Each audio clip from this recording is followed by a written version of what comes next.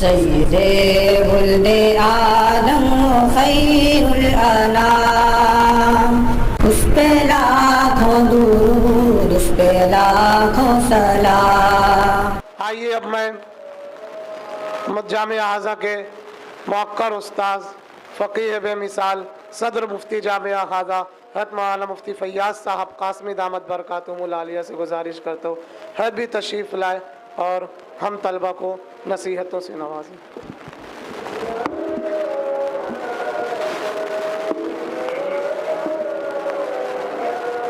بسم اللہ الرحمن الرحیم۔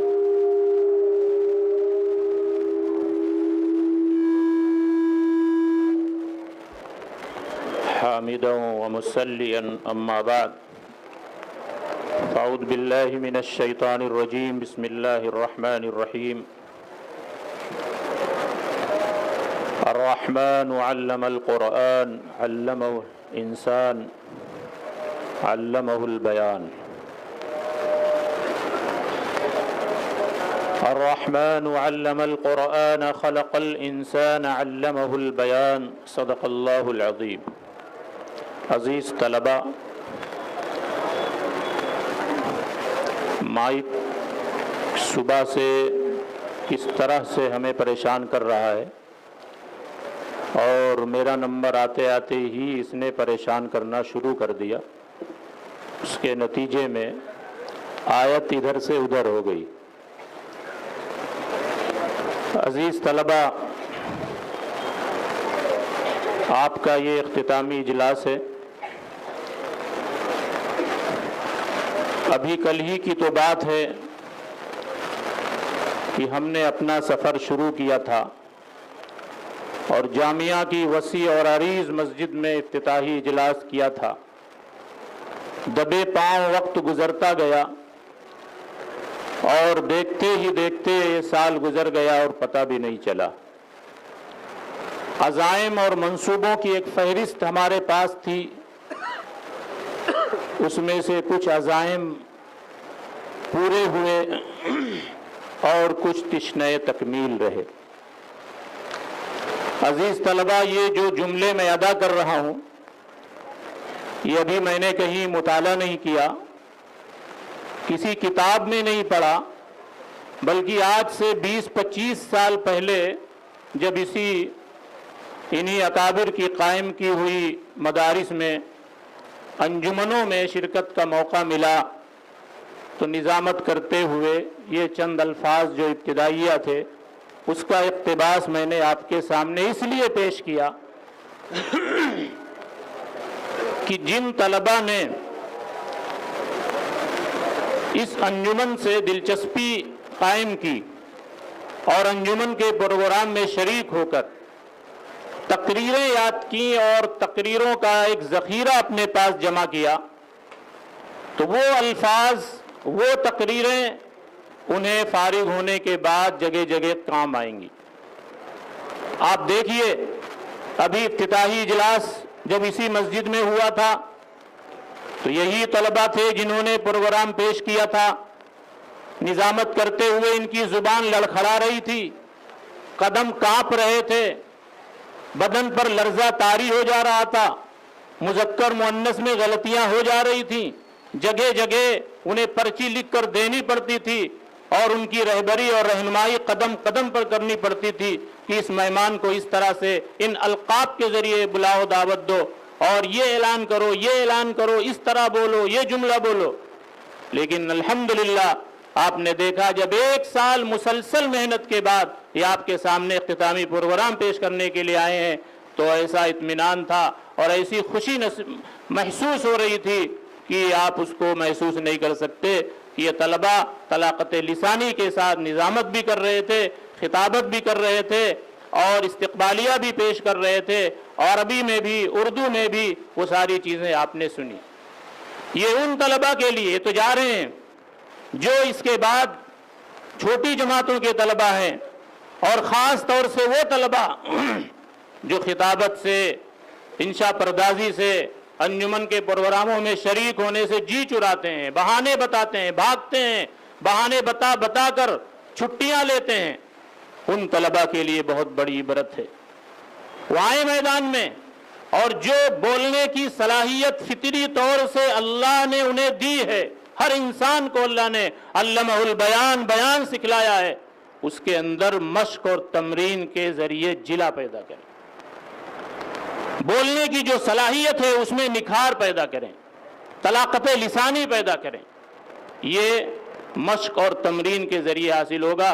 بہت کم لوگ ایسے ہیں جو خداداد صلاحیتوں کی وجہ سے بڑے بڑے خطیب اور مقرر بن جاتے ہیں، ورنہ اکثر لوگوں کو مشق کر کے ہی میدان میں کودنا پڑتا ہے، اور جو جتنی مشق کرتا ہے، چاہے اس کی زبان لڑکھڑاتی ہو، چاہے اس کی زبان میں لکنت ہو، چاہے مذکر مؤنث میں تمیز نہ کر سکتا ہو، ایسے صوبے کا ہو، ایسے علاقے کا ہو وہاں اردو زبان صحیح طریقے سے بولی نہ جاتی ہو، لیکن جب وہ مشق کے میدان میں آ کر اور ان انجمنوں کے ذریعے طالب علمی کے زمانے میں بھی اور فراغت کے بعد بھی جب اسی میدان میں رہتا ہے اور لگا رہتا ہے، بولتا رہتا ہے، تو دھیرے دھیرے وہ بہترین خطیب اور مقرر بن کر سامنے آتا ہے۔ اس لیے آئندہ جو آنے والا سال ہے، اس سال جن طلبہ سے کوتاہیاں ہوئی ہیں وہ بھی اپنا احتساب کریں اور آگے یہ عزم کریں کہ انشاءاللہ اگلے سال نئے حوصلے اور نئے عزم اور استقلال کے ساتھ ہم انجمن کے پروگرام میں شریک ہوں۔ آپ نے 3 میں 5 نشستوں میں 3 میں 5 ہوئی، ان نشستوں میں جو حکم حضرات آئے، مفتی زار احمد صاحب قاسمی اور مولانا مجاہد اقبال صاحب ندوی اور مولانا محمود الرحمہ مفتی محمود صاحب، ان تینوں حضرات نے آپ کے سامنے تاثرات پیش کیے۔ مجھ سے پہلے مفتی حفیظ اللہ صاحب دامت برکاتہم نے تاثرات پیش کیے۔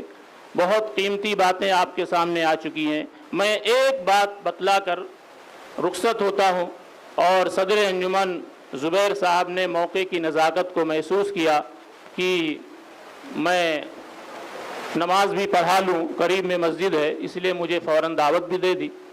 تو میں ایک بات بتلا کر اپنی بات کو ختم کرتا ہوں کہ جس طرح سے آپ کو بہترین مقرر بننے کے لیے آپ نے سنا مواد کی ضرورت ہے، مطالعے میں وسعت دینے کی ضرورت ہے، آواز میں نشیب و فراز پیدا کرنے کی ضرورت ہے، حالات اور موقع کی نزاکت کو سمجھنے کی ضرورت ہے، وہیں آپ کو قوت حافظہ کی بھی ضرورت ہے۔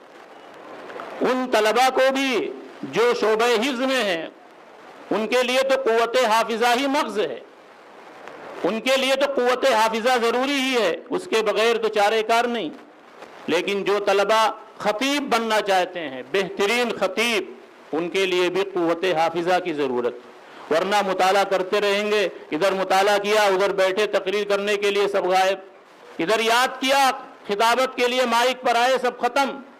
جس کا مضبوط حافظہ ہوتا ہے تو اسے بڑی آسانی ہوتی ہے تقریر اور خطابت میں۔ قوت حافظہ اپنا بچائیں، حافظے میں مزید قوت پیدا کریں، وہ غذائیں استعمال کریں جن سے آپ کا قوت حافظہ بڑھے، وہ مضر غذائیں، باہر کی وہ چیزیں جو آپ کی قوت حافظہ کو خراب کریں ان سے بچیں، اور قوت حافظہ کو سب سے زیادہ خراب کرنے والی ایک چیز ہے گناہ۔ گناہ سے اپنے آپ کو بچائیں، غذا سے زیادہ یہ گناہ آپ کی قوت حافظہ کو ختم کر دے۔ وہ واقعہ یاد کیجئے، حضرت امام شافعی رحمۃ اللہ علیہ وقت کے امام ہیں، انہوں نے بھی ایک وقت اپنے استاد وکی سے اپنے قوت حافظہ کے خراب ہونے کی شکایت کی تھی۔ شکوت الی وکیع سوء حفظی فاوصانی بترک المعاصی فإن العلم نور من الہی ونور اللہ لا یعطی لعاصی۔ حاصل یہ ہے اس شعر کا کہ میں نے اپنے استاد وکی سے اپنے قوت حافظہ کے بارے میں شکایت کی کہ میرا حافظہ کمزور ہو رہا ہے، تو انہوں نے گناہوں کو چھوڑنے کی نصیحت کی اور یہ فرمایا کہ علم یہ اللہ کا نور ہے، اور یہ نور گنہگاروں کو نہیں ملتا۔ ہم چاہتے ہیں کہ علم کی نورانیت ہمارے اندر آئے، ظاہری علم کے ساتھ ساتھ علم کا نور ہمیں حاصل ہو، تو ہمیں گناہوں سے اپنے آپ کو بچانا ہے۔ آج کے دور میں گناہ کرنا بہت آسان ہو گیا ہے، جیسا کہ مفتی صاحب نے فرمایا موبائل کا دور ہے، اور باہر نکلنے کے بعد اپنی نگاہوں کی حفاظت کرنا بہت مشکل ہو گیا ہے۔ اپنی نگاہوں کی حفاظت جھوٹ سے، غیبت سے، چغلی سے، وعدہ خلافی سے اور فرائض اور واجبات کو چھوڑنے سے، ان سب چیزوں سے اپنے آپ کو بچائیں گے تو آپ کا جو حافظہ ہے وہ انشاءاللہ مضبوط رہے گا۔ اپنے اندر صلابت فی الدین پیدا کریں، دین میں صلابت، اتباع سنت کی پابندی، کچھ بھی ہو جائے ہمیں اپنے آقا صلی اللہ علیہ وسلم کی سنت کو نہیں چھوڑنا ہے، ہمیں اتباع سنت کے ساتھ زندگی گزارنا ہے۔ ہمارے گھروں میں جو رسوم و رواج ہیں ان رواج اور ان رسموں کو ختم کرنا ہے۔ یہ پیغام آپ یہاں سے لے کر جائیں۔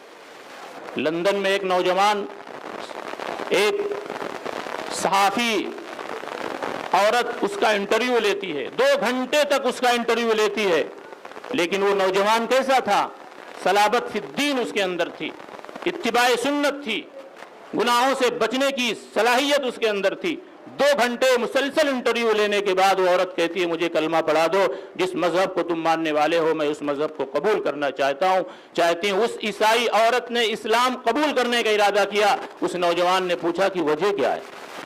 کہا کہ 2 گھنٹے سے آپ میرا انٹرویو، 2 گھنٹے سے میں تمہارا انٹرویو لے رہی ہوں، لیکن تم نے اپنی نگاہ میری طرف اٹھا کر نہیں دیکھا۔